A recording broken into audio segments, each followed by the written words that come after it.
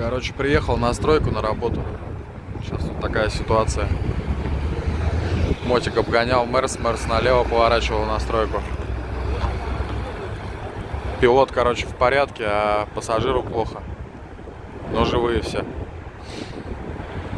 Короче, скорую вызвали.